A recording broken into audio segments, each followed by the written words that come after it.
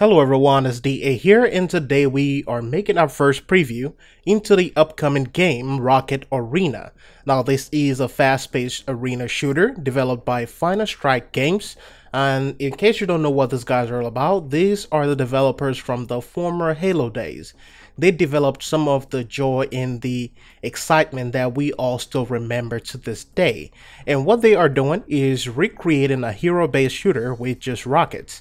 They are basically capitalizing on the main weapon of mayhem in the old Halo days, the rocket modes, if you guys remember. So in this game, what separates each player from each other is 3 abilities that accompanies your single hero. There are 6 known characters, and each one has a unique type of weapon and 2 different abilities, which also revolve around those weapons. You have Kai, you have Amphora, you have Isol, you have J2, Blastbeard, and you also have Plink. Now this of course are the only ones available and will be available during the closed beta, and possibly when it comes to open beta you will see more heroes in the game. My guesses are there will be more characters once the game gained a lot of ground and people start knowing about this game, so don't forget to sign up for the closed beta version, or you can wait till the open beta. Each of these characters have some unique abilities, as I've mentioned, and this is one of the things that makes them either a must pick or a never pick, and it's also going to be about different playstyles and what you feel comfortable with. Some of them are faster than others, while some are more grounded but pack a punch in return.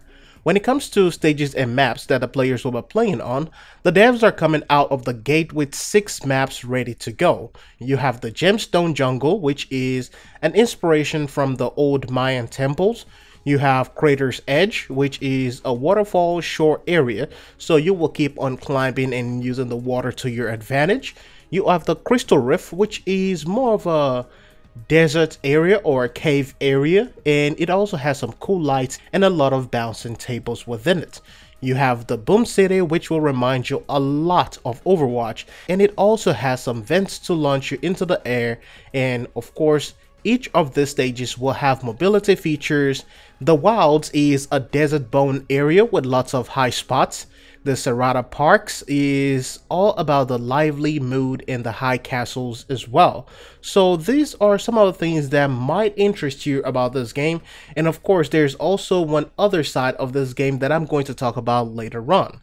Other than the glamorous looks, the developers say that this is supposed to bring new experience and mix up the playstyles when it comes to the different stages and the different levels. The interaction with the environment will be different in multiple stages. Some stages, as I've mentioned earlier, we have bounce pads, while some will have some unique vantage points and hidden areas.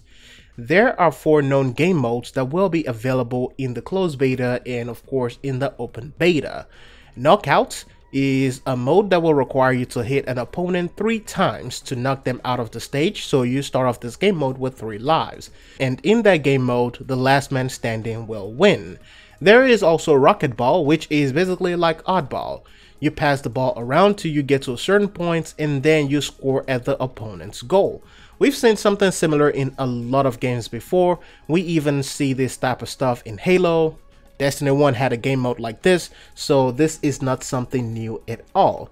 It's also a little bit like, maybe a little bit like Rocket League if you want to think of it that way. There's also Mega Rocket, which is another mode, and this is basically King of the Hill. You're basically trying to capture points, and of course, you guessed it. At the end of everything, once you reach 100%, you win that particular round. Lastly, you have Rocket Attack, which is a PvE mode that lets you queue up with other real players to fight bots and ward off different waves of enemies. This game is going to be free to play from what we all know, and for every free to play games like this, you know that there is said to be a wonder of what is the catch.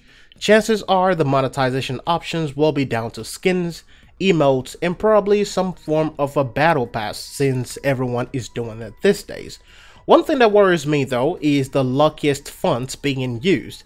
Now I understand that they're trying to capture some of that Fortnite player base, and you can definitely see it right now that it looks like it's trying to capture that Fortnite demographic or just describes maybe a less serious setting of the game. Now, I will be covering the game once the open beta starts, and we'll go through some things and even maybe do some guides for this game when it comes out.